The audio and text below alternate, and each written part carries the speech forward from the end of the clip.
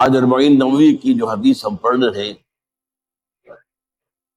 اس میں غصے کی ممانعت ہے، شدت کے ساتھ، تکرار کے ساتھ۔ اس کے لیے تمہیداً میں نے سورہ آل عمران کی 2 آیات آپ کو سنائی۔ وہاں ارشاد ہوتا ہے وَسَارِعُوا إِلَىٰ مَغْفِرَةٍ مِّن رَبِّكُمْ، اے مسلمانوں دوڑ لگا دو اور آگے سے آگے نکلنے کی کوشش کرو۔ مسارعت کے معنی ہوں گے تیز دوڑنے میں ایک دوسرے کے ساتھ مقابلہ کرتے ہوئے آگے نکلنے کی کوشش۔ سارعوا الی مغفرۃ من ربکم، اپنے رب کی مغفرت کی طرف دوڑو اور دوڑ میں مقابلہ کرو، ایک دوسرے سے آگے نکلنے کی کوشش۔ وجنت، اور اس جنت کی طرف دوڑ لگاؤ، عرضها السماوات والارض، جس کا پھیلاؤ آسمانوں اور زمین جتنا ہے۔ وَأُعِدَّتْ لِلْمُتَّقِينَ، وہ تیار کی گئی ہے، سجائی گئی ہے، اسے پورے اہتمام کے ساتھ تیار کیا گیا ہے اہل تقویٰ کے لیے۔ ان اہل تقویٰ کے کچھ اوصاف کیا ہیں؟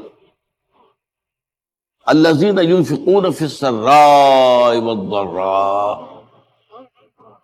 وہ لوگ کہ جو خرچ کرتے ہیں، مراد ہے اللہ کی راہ میں، اور اللہ کی راہ میں خرچ کرنے کی 2 مدیں ہیں۔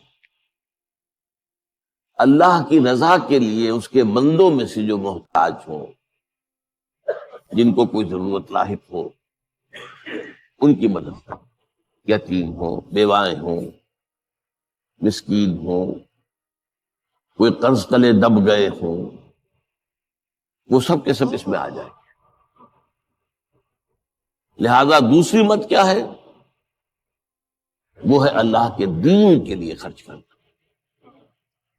دین کی تعلیم و تعلم کا کوئی نظام بنانا، پھر یہ کہ دین کو دوسروں تک پہنچانا، اس کے لیے سارے ذرائع جو بھی کسی زمانے میں ابلاغ کے موجود ہوں ان سب کو استعمال کرنا، اس کے لیے خرچ درکار ہے۔ بہرحال میں اس عرض کر رہا تھا کہ یہ 2 مدیں ہیں خرچ کرنے کی۔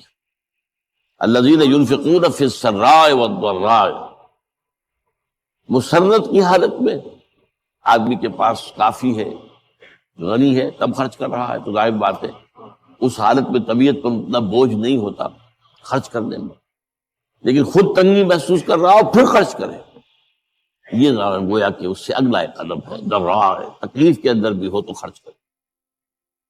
والکاظمین الغیظ، اور وہ لوگ جو اپنے غصے کو پی جانے والے، والعافین عن الناس، اور غصہ ظاہر بات ہے آتا ہے کسی شخص کی کسی غلطی پر، کسی خطا پر، یا وہ اس نے آپ کے ساتھ کوئی زیادتی کی ہے، تبھی تو غصہ آئے گا نا۔ لہذا غصے کو تو پی جاؤ اور لوگوں کو معاف کرو۔ والعافین عن الناس، یہ 2 کام در حقیقت ایک ہی کام کے 2 رخ ہیں، کہ غصہ آیا ہے تو اسے پی جاؤ، اور جس شخص نے بھی تم پر زیادتی کی ہے، تمہارے خیال میں زیادتی کی ہے، ہو سکتا ہے وہ اپنی جگہ پر صحیح ہو، لیکن یہ کہ بہرحال تمہیں غصہ آیا ہے، اس غصے کو پی جاؤ اور اسے معاف کرو۔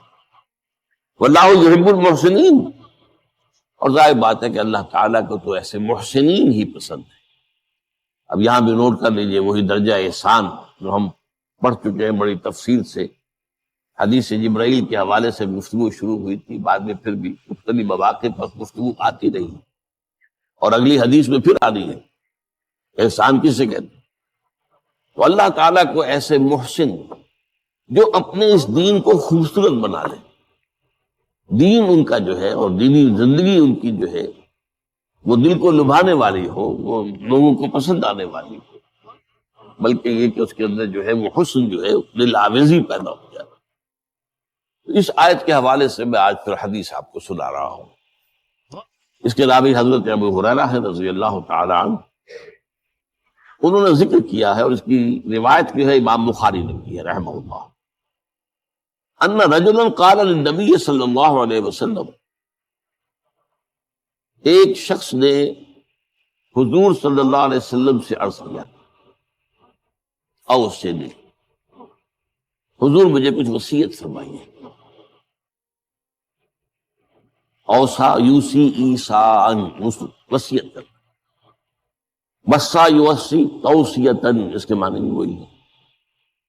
وصا یوسی کے معنی ہو جائیں گے تدریجاً، مسلسل وصیت کرتے رہنا، نصیحت کرتے رہنا۔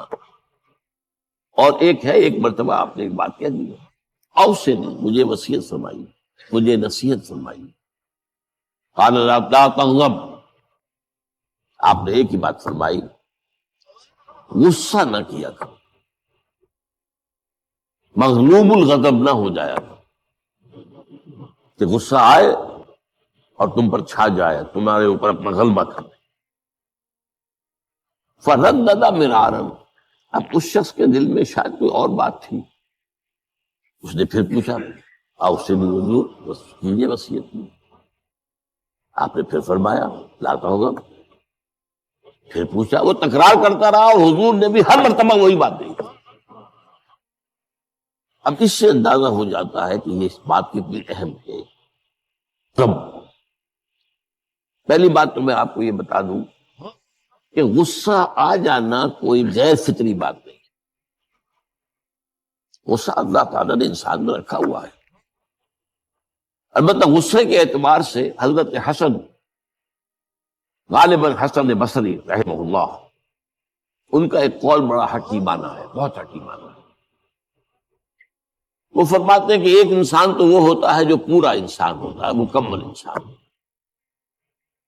ایک ہوتا ہے نصف رجل، آدھا انسان، وہ انسانیت کے معیار پر پورا نہیں بنتا، ہاں نصف تک آ جاتا ہے۔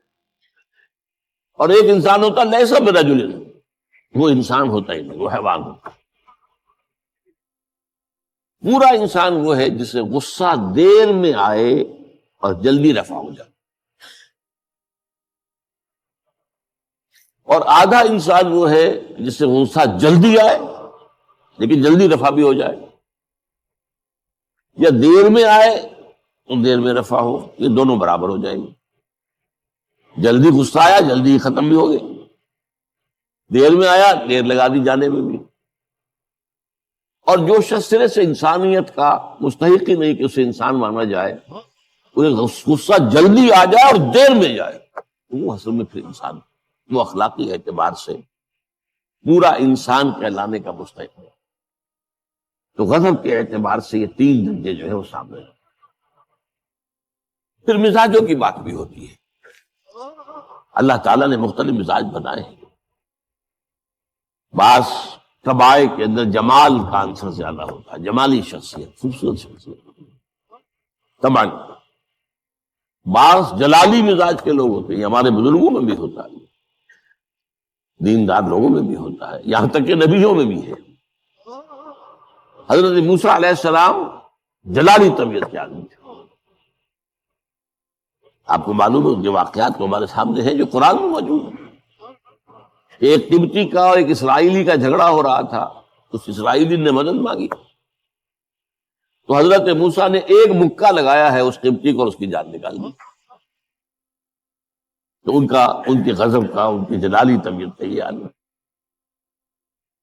اور اس کا سب سے بڑا نقشہ جو قرآن مجید میں آتا ہے کہ جب اللہ تعالیٰ نے جب ہجرت ہو گئی اور مصر سے حضرت موسیٰ علیہ السلام اپنی قوم کو لے کر، بنی اسرائیل کو لے کر نکل آئے، دریا یا سمندر بھی اللہ نے پار کرا دیا، سمندر کو یا دریا کو پھاڑ کر۔ اس کے بعد وہ مرحلہ آیا کہ انہیں اب شریعت دی جائے،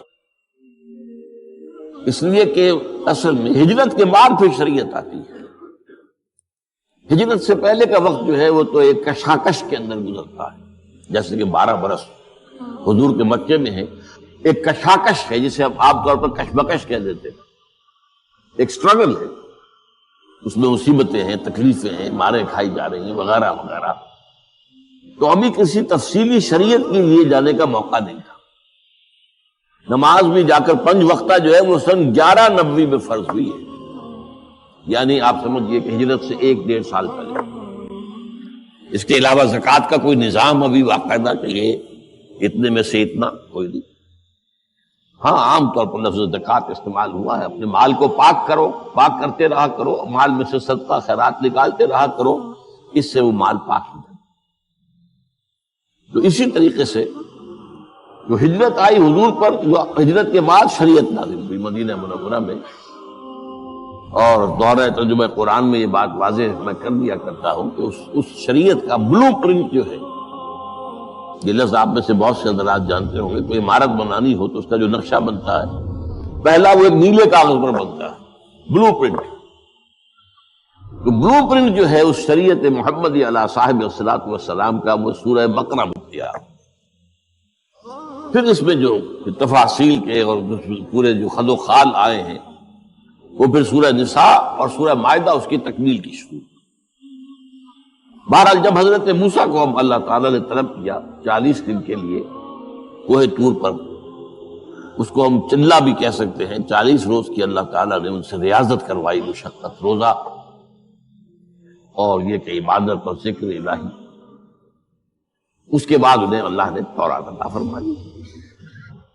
اس میں آپ کو یاد آ جانا چاہیے حضور سے بھی قرآن مجید کے نزول سے قبل اسی طرح کا معاملہ غار حرا میں آپ کی جو خلوت گزینی ہوتی تھی، اور وہاں پر جو بھی آپ اب کیا عبادات کرتے تھے یہ ہمیں معلوم نہیں، لیکن یہ ہے کہ عام طور پر جو محدثین نے کہا ہے کان صفت تعبدہ فی غار حرا التفکر والاعتبار، غور و فکر کرتے تھے یہ کائنات کیا ہے، کیا اس کا نظام ہے، یہ معاشرہ ہمارا کدھر جا رہا ہے، یہ خرابیاں کیوں بڑھ رہی ہیں، یہ کیوں انسان کا خون کرتا ہے، یہ کیا بات ہے، یہ کیا وجہ ہے کہ کچھ لوگ بھوکے مر رہے ہیں اور کچھ لوگ جو ہے ان کے پاس بہت دولت جمع ہو گئی. یہ غور و فکر ہے، تو یہ آپ کا رہا ہے بہرحال.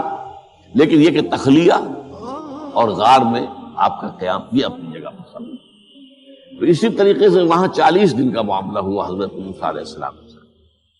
اس کے بعد الواح دے دی گئی، جو پتھر کی تختیاں تھیں ان کے اوپر جو احکام عشرہ ہیں، دی 10 کمانڈمنٹس، جو بنیاد ہے. جیسے میں نے کہا کہ سورہ بقرہ جو ہے شریعت محمدی کی اساس ہے، تو شریعت موسوی کی اساس وہ 10 کمانڈمنٹس ہے جو کہ پتھر کی سلوں پر لکھی ہوئی دی گئی ہیں حضرت موسیٰ علیہ السلام کو کوہ طور. اب پیچھے کیا ہوا؟ حضرت موسیٰ کی اس غیر حاضری میں سامری کو موقع مل گیا. اس نے گمراہ کرنے کے لیے ایک شعبدہ دکھایا، اور وہ شعبدہ کیا تھا؟ آل فرعون کے جو زیور وغیرہ ہوتے تھے ان لوگوں کے، وہ ان بنی اسرائیل کے لوگوں کے پاس امانت رکھا تھا. یعنی انہیں بھی اندازہ یہ تھا یہ اسرائیلی جو ہیں یہ بددیانت نہیں ہے، یہ جو ہے اس کے اندر جو ہے نہیں کریں گے کوئی خیانت، خائن نہیں. بہرحال چونکہ حضرت ابراہیم کی اولاد تھے، حضرت یعقوب کی اولاد تھے، تو چاہے اور ان میں خرابیاں آ گئی ہوں گی، لیکن یہ کہ یہ اندازہ انہیں تھا کہ یہ امین لوگ ہوتے ہیں، تو ان کے پاس امانت رکھی. جب وہ نکلے وہاں سے وہ ساری چیزیں بھی ساتھ لے کر آ گئے. اس کو کہا اس نے سامری نے کہ یہ پھینک دو، یہ تو نجس ہے، تمہارے لیے جائز نہیں. اس حد تک تو بات ٹھیک ہوئی. پھر ان کو پگھلا کر اور ایک بچڑے کی شکل بنا لی، اور اس کے اندر ایسا کچھ میکینزم رکھا کہ اس میں سے ہوا گزرتی تھی، اندر سے کھوکھلا تھا، تو آواز ایسی آتی تھی جیسے کہ بچڑا ڈکرا رہا. انہوں نے کہا یہ ہے تمہارا خدا. یہ موسیٰ کو تو مغالطہ لگا ہے، کس غلطی فہمی کے اندر وہ پڑ گئے ہیں، کہاں گئے ہیں، کس خدا کے پاس گئے ہیں، یہ خدا تو یہ ہے تمہارا خدا، اسے پوجو. بہرحال وہاں کچھ لوگ جو ہے کافی بڑی تعداد میں لوگوں نے پرستی شروع. اب جب اللہ نے بتایا اے موسیٰ تمہاری قوم پیچھے فتنے میں پڑ چکی ہے، اور اس کی بھی ایک عجیب بات ہے، اس بتائی دوں آپ کو کہ حضرت موسیٰ کے لیے جو اللہ نے وقت معین کیا تھا کوہ طور پر آنے کا، آپ اس وقت مقرر سے پہلے پہنچے. شوق اللہ نے ایکسپلینیشن کال کی، یہ سورہ طٰہٰ میں موجود ہے. ما اعجلک عن قومک یا موسیٰ، موسیٰ یہ تم اپنی قوم کو چھوڑ کر جلدی کیوں آ گئے؟ ابھی تو وہ وقت معین نہیں آئے، کیوں آ گئے؟ اب حضرت موسیٰ تعجب سے کہتے ہیں کہ مجھے تو شاباش ملنی چاہیے تھی کہ تو میرا شوق دیکھ، میرا اشتیاق دیکھ، اور الٹی جو ہے ایکسپلینیشن کال کرنی پڑ رہی ہے. قال عجلت الیک ربی ربی لترضی، پروردگار میں تو جلدی کر کے آیا اس لیے تو راضی ہو جائے کہ تیرے طلب کرنے پر میں وقت معین سے بھی پہلے پہنچ گیا۔ فرمایا نہیں، یہ اجرت جو ہے یہ ایسی خطا ہے تمہاری کہ تم نے در حقیقت جو یہ غلطی کی ہے اس کی وجہ سے سامری کو موقع مل گیا ہے کہ اس نے تمہاری قوم کو اضلهم السامری، سامری نے گمراہ کر دیا۔ یہ خبر پا کر اب حضرت موسیٰ علیہ السلام جب آئے ہیں واپس اپنی قوم، اس کے لیے جو الفاظ آئے ہیں یہ سورہ اعراف کے اندر ہے، فلما رجع موسیٰ الی قومہ غضبان آسفا۔ یہ غضبان، یہ غضب کی ایک انتہائی شدت۔ اس وزن پر عربی زبان میں جو الفاظ آتے ہیں وہ کسی شے کی شدت کو ظاہر کرتے ہیں۔ انا جوان، میں بھوک سے مرا جا رہا ہوں۔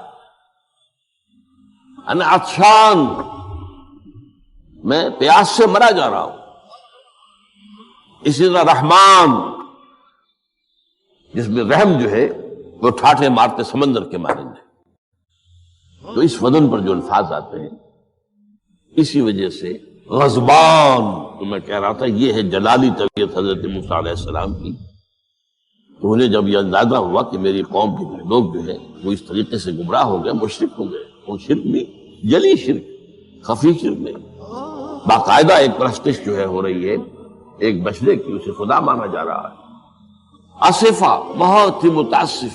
ابھی دو الفاظ آگے، غضبان اسفا، ایک جانب غضبناک اور دوسری طرف انتہائی افسوس اور رنج کی کیفیت۔ چنانچہ وہاں آ کر جو الفاظ قرآن مجید میں آئے ہیں اسی جلالی طبیعت کا مظہر، وَأَلْقَى الْأَلْوَاحَ، وہ جو لے کر آئے تھے تخفیہ وہ تو آپ نے ڈال دی۔ وَأَخَذَ مِرَاثَ أَخِيهِ يَجُرُّهُ إِلَيْهِ، اپنے بھائی حضرت ہارون کا سر پکڑ کر، بلکہ داڑھی کے بعد پکڑ کر اور پیشانی کے بعد پکڑ کر گھسیٹا، یہ تم نے کیا کیا؟ میں تمہیں خلیفہ بنا کر گیا تھا یہاں، تمہارے ہوتے ہوئے اور یہ کام ہو گیا، تم کیوں نہ میرے پیچھے آ گئے مجھے بتانے کے لیے؟ بہرحال چونکہ خلیفہ بنا کر گئے تھے، انہیں رہنا تو وہاں تھا، لیکن انہوں نے کہا کہ مجھے اندیشہ یہ ہوا کہ آپ یہ کہیں گے کہ تم نے بنی اسرائیل میں تفرقہ پیدا کیا، اس لیے میں نے برداشت کیا، کیا کرنا، روکتا رہا میں، لیکن یہ کہ میں نے ان کے درمیان جو ہے کوئی بہت بڑا قدم نہیں اٹھایا۔ لیکن بہرحال اس کے بعد جو قدم اٹھایا گیا وہاں پر وہ فیصلہ کیا گیا کہ 12 قبیلوں میں سے ہر قبیلے کے جتنے لوگوں نے یہ شرک کیا ہے اسی قبیلے کے لوگ جو توحید پر قائم رہے ہیں وہ اپنے بھائیوں کو قتل کریں اور ذبح کریں۔ تو تورات کی روایت کے مطابق 70,000 یہودی قتل، اور یہیں سے قتل مرتد کی سزا اسلام میں یہ قتل ہے۔ یہ سب بات لوگ کہتے ہیں جو منکرین حدیث ہیں آج کل اور روشن خیال ہیں، اور جو اپنی روشن خیالی کا جو سند لینا چاہتے ہیں مغرب سے، تو مغرب کا تصور تو یہ ہے کہ یہ انسانی حقوق میں سے ہے، ایک مسلمان ہے اسے اگر عیسائیت پسند آ گئی عیسائی ہو جائے، اس کا حق ہے کیونکہ مجرم تو نہیں۔ یہ تمہاری شریعت میں یہ کہ قتل کر دیا جائے، یہ تو جو حقیقت جو بنیادی حقوق ہے انسان کے اس کے خلاف ہے۔ اسی طریقے سے ایک مرد اور ایک عورت رضامندی سے زنا کرتے ہیں، آپ کو کیا اعتراض ہے؟ جو ان کا حق ہے، ہاں مائنر نہ ہو، چھوٹے نہ ہو، نابالغ سے زنا نہ کیا گیا ہو، جبر نہ کیا جائے، جبر کریں گے وہ مجرم ہو جائیں گے، لیکن اگر رضا کے ساتھ باہمی رضامندی سے وہ کرتے ہیں یہ زنا تو کوئی جرم نہیں ہے، ان کی مرضی ہے۔ تو یہ سارا تصور جو ہے حقوق انسانی کا جس طرح کا ایک مبالغہ آمیز تصور دنیا میں ہو گیا، اس کی روح سے ہمارے ہاں بھی جو لوگ ہیں جو انہی کو ماڈل بنا رہے ہیں اب، تو وہ کہتے ہیں کہ قرآن میں کہاں ہے مرتد کی سزا، اس طرح قرآن میں کہاں رجم کی سزا؟ تو یہ جان لیجئے کہ یہ دونوں سزائیں حضور نے اپنی سنت کے ذریعے سے نافذ کی ہیں، لیکن اخذ کی ہیں تورات سے۔ ظاہر بات ہے کہ حضور سے پہلے جو شریعت موسوی تھی وہ لاگو تھی. یہودیوں کے لیے شریعت موسوی تھی، آج تک بھی ہے. عیسائیوں کے لیے بھی حضرت مسیح یہی کہہ کر گئے تھے کہ یہ نہ سمجھنا کہ شریعت موسوی کو ختم کرنے آیا ہوں. Law of Moses, don't think I have come to destroy law. This law of Moses will be applicable to you. وہ تو سینٹ پال نے ختم کیا. اور آج کی عیسائیت جو ہے یہ عجیب مذہب ہے جس میں کوئی قانون ہے ہی نہیں. لیکن یہ کہ اسلام میں بہرحال انسانی حقوق کی بھی حدود ہیں، ان حدود کے اندر انسانی حقوق ہوں گے. ہاں اگر آپ مسلمان ہیں اور آپ کو کوئی اور پسند آ گیا، آپ مسلمان ملک کو چھوڑ دیجیے، دارالاسلام کو چھوڑ دیجیے، بات چل جائے گی. لیکن یہ ہے کہ دارالاسلام میں رہتے ہوئے آپ کو اختیار نہیں ہے. اس کی وجہ ہے کیونکہ اسلامی ریاست کی بنیاد ایک نظریے پر ہے. وہ نسل پر نہیں ہے، وہ رنگ پر نہیں ہے، وہ زبان پر نہیں ہے، نظریے پر. نظریے کو کمزور کر دینے والی شے یہ ہے کہ لوگ سازش کر کے ایک وقت میں ایمان لائے اور پھر مرتد ہو جائے تاکہ اسلام کی ہوا اکھڑ جائے. اور اس کا معاملہ سورہ آل عمران ہی کے اندر موجود ہے کہ وقالت طائفۃ من اہل الکتاب آمنوا بالذی انزل علی الذین آمنوا وجہ النہار واکفروا آخرہ لعلہم یرجعون. دیکھو بھائی یہ جو بڑی دھاک بیٹھ گئی ہے اسلام کی اور ایمان کی. جو شخص ایمان لے آتا ہے چاہے اسے انگاروں پر ڈال دیا جائے وہ ایمان کو نہیں چھوڑتا. یہ ایک ساکھ ہو گئی، یہ گڈ ول ہے ایمان کی ایک ساکھ. جو چاہو کر لو اس کو قتل کر دیا. ابو جہل نے حضرت سمیہ اور حضرت یاسر رضی اللہ تعالیٰ عنہما دونوں کو قتل کر دیا. انہوں نے کلمہ کفر زبان سے نکالنا پسند نہیں کیا، حالانکہ اجازت ہے جان بچانے کے لیے. ایمان دل میں قائم رہے، زبان سے کلمہ کفر کہہ دیا جائے صرف جان بچانے کے لیے جائز اجازت. چنانچہ حضرت سمیہ اور حضرت یاسر کے بیٹے عمار نے جان بچانے کے لیے کلمہ کفر کہا اور پھر ان پر شدید پشیمانی طاری ہوئی. لیکن حضور نے انہیں اطمینان دلایا کہ نہیں، اس کی بھی اجازت ہے. باقی جو مقام تمہارے والدین نے حاصل کیا وہ تو بہت مقام ہے، لیکن وہ عظیمت اپنی جگہ، یہ رخصت بھی اپنی جگہ، دین کا ایک حصہ ہے. بہرحال سازش کیا کی؟ آمنوا بالذی انزل علی الذین آمنوا وجہ النہار. ایسے کرو کہ صبح کے وقت تو ایمان لے آؤ، اے لوگوں، اے مسلمانوں، جو کتاب تم پر نازل ہوئی ہم بھی ایمان لاتے ہیں، ہم بھی بولتے ہیں. دن بھر رہو. اب اس میں یہ اضافے میرے ہیں، ذرا حضور کے قریب رہو، صحبت قریب سے، تاکہ لوگ دیکھ لیں یہ دن بھر حضور کی صحبت میں رہے ہیں، قریب رہے ہیں. شام کو کافر ہو جاؤ، مرتد ہو جاؤ، یہ دیکھ لیا ہم نے، یہ تو دور کے ڈھول سہانے ہیں، ہم نے اندر جا کر دیکھ لیا، کوئی بات ہے نہیں، کوئی خاص بات نہیں. اس سے کیا ہوگا؟ لعلہم یرجعون. کچھ نہ کچھ لوگ ضرور جو ہے وہ متزلزل ہو جائے گے. آخر سب لوگ تو برابر کے نہیں ہوتے، نہ ہر زن نست و نہ ہر مرد مرد. کمزور ایمان والے لوگ بھی تو تھے نا، اور ان سے بھی نیچے منافقین بھی موجود تھے. لیکن کمزور ایمان والوں کے دل کے اندر بھی خدشہ پیدا ہوا ہوگا، وسوسہ اندازی کا شیطان کو موقع مل گیا کہ بھائی کوئی بات دیکھی ہوگی نا، انہوں نے بڑے بھلے لوگ تھے، بڑے اچھے لوگ تھے، بڑی نیکیتی سے ایمان لائے تھے، اور حضور کی صحبت میں اور محفل کے اندر بڑے مؤدب ہو کر بیٹھے رہے تھے، بڑی توجہ سے انہوں نے حضور کا کلام سنا تھا. آخر کوئی بات تو ہوگی نا جو دیکھی ہے انہوں نے، تبھی تو وہ جو ہے وہ اسلام کو چھوڑ کر چلے گئے. اس فتنے کا سد باب کرنے کے لیے قانون بنا ہے، جو اسلام لائے دیکھ بھال کر لائے. اس لیے کہ ظاہر بات ہے کہ یہ تو اب ایک وادی، اس کے اندر قدم رکھنا ہے جس میں مشکلات بھی آئیں گی، تکالیف بھی آئیں گی، لیکن یہ کہ بہرحال اس سے رجوع کرنے کا پھر حق نہیں ہوگا. اسلام اگر چھوڑو گے تو قتل بھی ہوگا. یہ کنڈم کرنا اس کو شریعت اسلامی کے خلاف بغاوت ہے. قرآن میں نہیں ہے، لیکن از روئے قرآن تورات پر بھی لفظ قرآن کا اطلاق ہوتا ہے. چنانچہ مکے کے کفار و مشرکین کا قول نقل ہوا ہے قالوا لن نؤمن بهذا القرآن والذی بین یدیہ، انہوں نے کہا نہ تو ہم اس قرآن پر ایمان لائیں گے جو محمد پیش کر رہے ہیں، اور نہ اس قرآن پر جو ان سے پہلے ہے۔ تو تورات کو بھی ایک معنی میں قرآن کا لفظ جو ہے اس کا اطلاق ہوتا ہے۔ تو حضور صلی اللہ علیہ وسلم نے یہ دو سزائیں جو ہیں، قتل مرتد اور رجم کی سزا بھی، ظاہر بات ہے قرآن میں نہیں ہے، ہم مانتے قرآن میں نہیں ہے، لیکن شریعت جو ہے وہ صرف قرآن پر مبنی نہیں ہے۔ بس یہ بات ایک اصول موٹی، شریعت کی دو بنیادیں مستحکم ہیں، مستقل ہیں، مستقل بذات ہیں، انڈیپینڈنٹ آف ایچ ادر، کتاب اللہ و سنت رسول صلی اللہ علیہ وسلم، اللہ کی کتاب اور اللہ کے رسول کی سنت، صرف قرآن نہیں۔ یہ اہل قرآن جو بھی کہلاتے ہوں، جن کو منکرین حدیث کہنا چاہیے، جو یہ قرآن مجید کو ہی سمجھتے ہیں کہ بس یہی بہت کافی ہے، اس کی پھر تعبیریں جو کرتے ہیں، ان میں سے دو آدمی بھی نماز پر متفق نہیں۔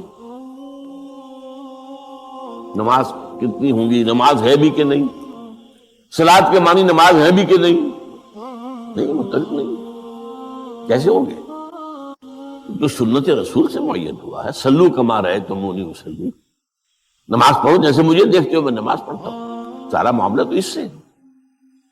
تو بہرحال اس اعتبار سے یہ جو میں نے آپ کو حضرت موسیٰ علیہ السلام کا معاملہ بتایا، تو اس میں ایک بات قائم کرنا چاہتا ہوں آپ کے ذہن میں کہ غضب کب آتا ہے انسان، غصہ کب آتا ہے؟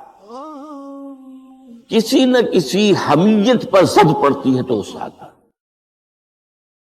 یا تو حمیت ذات ہے، آپ نے محسوس کیا میری ذات کے اوپر جو ہے حملہ کیا گیا ہے، میری شہرت پر، میری عزت پر، لہذا غصہ ہے، یا یہ کہ میرے خاندان پر کوئی حرف لایا گیا ہے، بے حرمتی کی گئی، یا میری قوم اور وطن پر، اور یا اللہ کے دین پر، تو اس میں حمیت دینی پر غصہ آنا یہ ظاہر بات ہے کہ مستثنیٰ ہو جائے گا ان غصوں سے جو حمیت ذاتی پر آیا ہے، یا حمیت عائلی پر آیا ہے، یا حمیت قومی و وطنی پر آیا ہے، لیکن یہ کہ اللہ کے دین کے معاملے میں غضبناک ہو جانا، اس میں ظاہر بات ہے کہ فرق پڑ جائے گا بنیادی طور پر۔ تو حضرت موسیٰ کا غصہ جو آیا ہے وہ اس پر آیا ہے کہ میری قوم، یہ وہ لوگ جنہوں نے 9 جو ہے معجزے وہ تو مصر کے اندر رہتے ہوئے دیکھے، وَلَقَدْ آتَيْنَا مُوسَىٰ 9 آیات بینات، سورہ بنی اسرائیل میں ہے، 9 معجزے، شروع میں 2 تھے پھر آتے چلے گئے، اور پھر اتنے بڑے بڑے معجزے دیکھے، سب سے بڑا معجزہ سمندر کا پھٹ جانا، اور اسی صحرائے سینا کے اندر اس پڑاؤ جو ڈالا ہے کوہ طور پر، اس سے پہلے من و سلویٰ کا نزول ہوا ہوگا، ایک چٹان سے 12 جو ہے چشمے بھی پھوٹے، یہ سب کچھ دیکھا، تب حال یہ ہے اس کا۔ تو اس پر غصے کا آنا، غضبناک ہو جانا، یہ گویا کہ بالکل معقول ہے، قرین قیاس ہے۔ اس میں بھی ایک اور مثال ہے اللہ کے رسولوں میں سے، انہیں بھی حمیت دینی پر غضبناک ہوئے اور انہیں غصہ آیا شدید، وہ حضرت یونس علیہ السلام سے، وَظَنُّونَ اذ ذهب مغاضبا وظن ان لن نقدر علیہ۔ نینوا ایک شہر ہوتا تھا عراق کے شمال کے اندر، وہاں یہ بھیجے گئے تھے رسول بنا کے، انہوں نے دعوت دی، جو بھی تلقین، نصیحت، تبلیغ، حق ادا کر، قوم ایمان نہیں لائی، کفر پر نہیں رہی۔ اس کے بعد یہ غضبناک ہو کر، اب یہ غضب جو ہے یہ دین کا غضب ہے، اپنی قوم کو چھوڑ کر چل گئے، لیکن یہاں ایک خطا ہو گئی ان سے۔ حضرت موسیٰ سے خطا کیا ہوئی تھی کہ وقت معین سے پہلے پہنچ گیا، فَإِنَّا قَدْ فَتَنَّا قَوْمَكَ مِن بَعْدِكَ، تو اس کی سزا مل گئی۔ یہاں غلطی کیا ہوئی کہ رسول جو قوم کی طرف بھیج دیا جائے، جس قوم کی طرف یا جس شہر کی طرف یا جس علاقے کی طرف، جب تک ایکسپریس پرمیشن اللہ کی نہ آ جائے رسول جگہ چھوڑ کر نہیں جا سکتا۔ یہاں یہ ہے کہ وہ اتنے غضبناک ہو گئے کہ یہ بات جو ہے یہ ذہن کے سامنے نہ رہی اور آپ اپنی قوم سے ناراض ہو کر یہ بدبخت قوم جو ہے اب یہ تو ہلاک ہو کر ہی رہے گی تو یہ چھوڑ کر چلی گئی، یہ غلطی ہوئی۔ چنانچہ آپ کو یاد بھی آ گیا ہوگا کہ جب ہجرت مدینہ کی اجازت آ گئی ہے اللہ کی طرف سے عام صحابہ کے لیے تو آپ نے کہہ دیا چلے جاؤ مدینے جاؤ، آپ خود نہیں گئے جب تک کہ ایکسپریس پرمیشن واضح طور پر معین طور پر آپ کے لیے اجازت نہیں آ گئی، اس وقت تک آپ نے مکے سے سفر نہیں کیا۔ حضرت یہ واقعہ سیرت کا مشہور واقعہ ہے، حضرت ابوبکر صدیق رضی اللہ تعالیٰ عنہ نے 2 اونٹنیاں تیار کی کہ لمبا سفر ہے اور تیز جانا ہوگا، ہم جب جائیں گے تو ظاہر بات ہے پیچھا کیا جائے گا، تعاقب ہوگا، تو اچھی فرما اونٹنیاں ہوں تو انہیں خوب کھلا پلا کر تیار کیا تھا اور حضور کو بتایا نہیں تھا۔ اب منتظر تھے حضور کیا اجازت آ گئی؟ نہیں ابھی نہیں آئی۔ پھر پوچھا اجازت آئی؟ حضور نہیں آئی۔ اب حضرت عائشہ فرماتی ہیں اور نکاح میں آ چکی تھی حضور، لیکن تھی ظاہر بات ہے کہ 6 سال کی عمر میں نکاح ہو گیا تھا، 9 سال کی عمر میں وداعی ہوئی، یہ بعد میں مدینے میں۔ تو ان کی روایت ہے کہ ہم نے دیکھا کہ دوپہر کے وقت حضور چلے آ رہے، تشریف لا رہے۔ اب یہ بات بڑی غیر معمولی تھی، عرب میں یہ جو وقت ہے قیلولے کا، ظہر اور عصر کے درمیان، اس میں بازار بھی بند ہو جاتے ہیں، آفیسز بند ہو جاتے ہیں، اور یہ کہ کسی کے گھر آنا جانا اللہ یہ کہ آپ کو کھانے پر بلایا ہو دوپہر کے بعد دوسری ہے، لیکن آنا جانا نہیں ہوتا، وزٹ نہیں ہوتا۔ تو بڑے حیران ہوئے ہم، تو حضور نے اپنا ذرا چہرہ وغیرہ چھپایا ہوا بھی ہے اپنے رومال میں، تشریف لائے اور آ کر کہا کہ میں اندر آنا چاہتا ہوں۔ حضرت ابوبکر تشریف لائیے، یہ تو آپ کی ظاہر بات ہے حضرت عائشہ سے نکاح تو ہو چکا تھا، وہ تو محرم تھی، یہاں کوئی نامحرم نہیں ہے، آپ آئیے۔ آ کر آپ نے کہا کہ ابوبکر اجازت آ گئی۔ اب حضرت ابوبکر کی خوشی کا ٹھکانہ نہیں تھا، دل میں سوچتے تھے کہ اب مجھے شاباش ملے گی۔ عرض کیا حضور میں نے 2 اونٹنیاں تیار کر رکھی ہیں، خوب کھلا پلا کر سربا کیا، تیار کیا۔ حضور نے تھوڑا سا توقف فرمایا، اچھا میں 1 اونٹنی میں استعمال کروں گا لیکن میں اس کی قیمت ادا کروں گا۔ حضرت ابوبکر رو پڑے کہ حضور کیا مجھ سے بھی مغایرت ہے؟ میں نے اپنے جان و مال میں سے کون سی چیز آپ سے بچا کر رکھی؟ سارا مال آپ پر خرچ کر چکا۔ آپ نے اشارہ کیا حضرت عائشہ کے بارے میں، تو ایک مرتبہ پوچھا ہے کہ وہ تو آپ کی بھتیجی ہے، کیسے آپ کے نکاح ہوگی؟ وہ دینی معاملہ ہوتا ہے، میں تم میرے دینی بھائی ہو، یہ دوسرے بھی بھائی تو نہیں۔ اتنا کہنے کی دیر تھی، بیٹی پیش کر دی۔ تو میں نے اپنی کون سی چیز کو آپ سے بچا کر رکھا؟ یہ ان کے الفاظ نہیں ہے، یہ میں ان کے جذبات کی تعبیر اپنے الفاظ میں کر رہا ہوں، لیکن یہ واقعہ میں آتا ہے کہ رو پڑے۔ تو بہرحال یہ جب تک ایکسپریس پرمیشن نہیں آتی اس وقت تک رسول نہیں جا سکتا۔ حضرت یونس چھوڑ کے چل گئی، وَظَنُّونِ الذَّهَبَ مُغَاضِبًا، مغاضب وہی غضبناک، اس کو اللہ تعالیٰ نے پکڑا، اس لیے کہ یہ غلطی ایسی تھی کہ جس کے اوپر پکڑ ہوئی۔ یہ تو کار رسالت کے اندر جو اس کی شرائط ہیں ان میں سے ایک شرط کے اندر کمی ہوئی ہے، لہذا پھر وہ آپ کو معلوم ہے کہ وہ مچھلی کے پیٹ میں گئے اور وہاں انہوں نے جو ہے لا الہ الا انت سبحانک انی کنت من الظالمین، تو آپ نے جو بھی وہ استغفار کیا ہے اللہ سے، پھر اللہ نے معاف کیا۔ پھر اس مچھلی نے، ویل مچھلی کوئی ہوگی جو شط العرب میں معلوم ہوتا ہے، شط العرب میں اس نے نگلا ہے، اور شط العرب یہ دونوں دریا جو ہیں فرات اور دجلہ جب عراق کے جنوب میں آ کر ایک ہو جاتے ہیں، وہ تو گویا کہ ایک بڑا سا چھوٹا سا سمندر بن جاتا ہے، اتنا بڑا وہ شط العرب کہلاتا ہے۔ اس سے ہو کر پھر گلف میں آئے، اور گلف سے ہو کر کہیں مکران کے ساحل پر آ کر اگلا ہے اللہ کے حکم سے اس مچھلی نے حضرت۔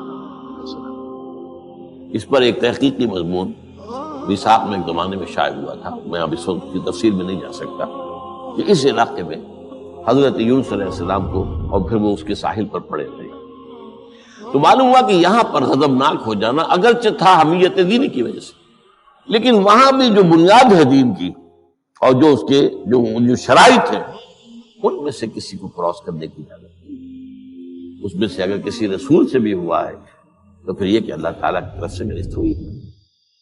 اور یہاں یہ نوٹ کرا دوں میں آپ کو، ہم جو مبالغے آمیزی کیا کرتے نعتوں کے اندر، اور آج کل انتہا ہوئی ہے ٹی وی کے اوپر، بعض چینلز کے اوپر نعتوں ہی نعتے، نعتے ہی نعتے، نعتے ہی نعتے، تو ان کے اندر جو مبالغے ہوتے ہیں، حضور نے فرمایا ہے مجھے یونس ابن متہ پر بھی فضیلت مت دو۔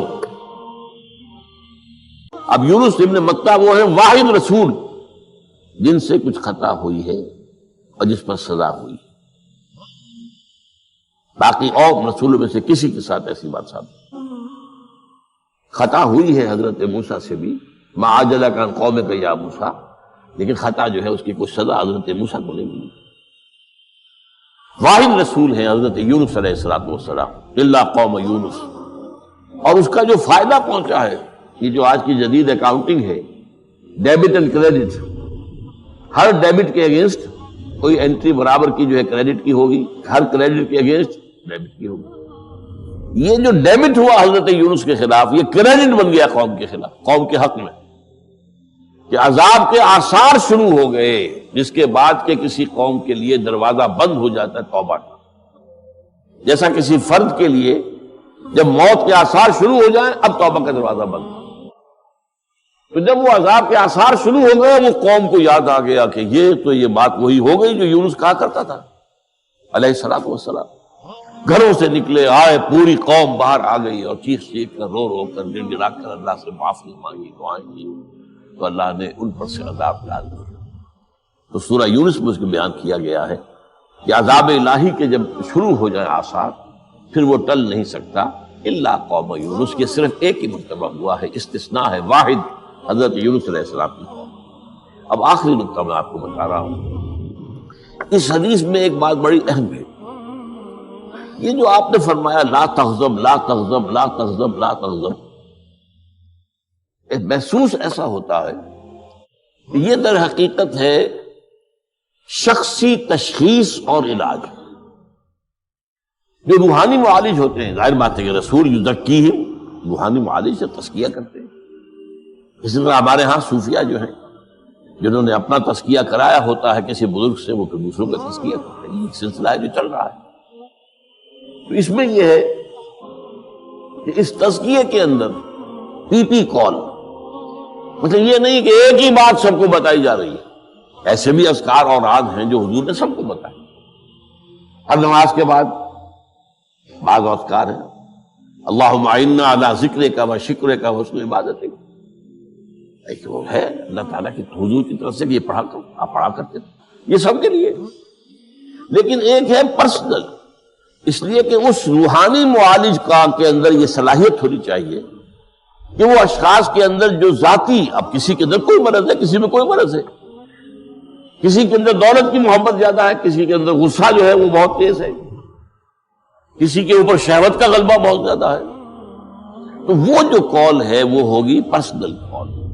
یہ گویا کہ ایک پرسنل پرسکرپشن ہے اس شخص کے لیے کہ معلوم ہوتا ہے کہ اس کے اندر یہ غضب کا اور غصے کا معاملہ جو ہے وہ ضرورت سے زائد تھا، لہذا اسے حضور نے تکرار کے ساتھ اسی کا مشورہ دیا، اسی کی نصیحت فرمائی۔ سبحانک اللہم و بحمدک لا الہ الا انت سبحانک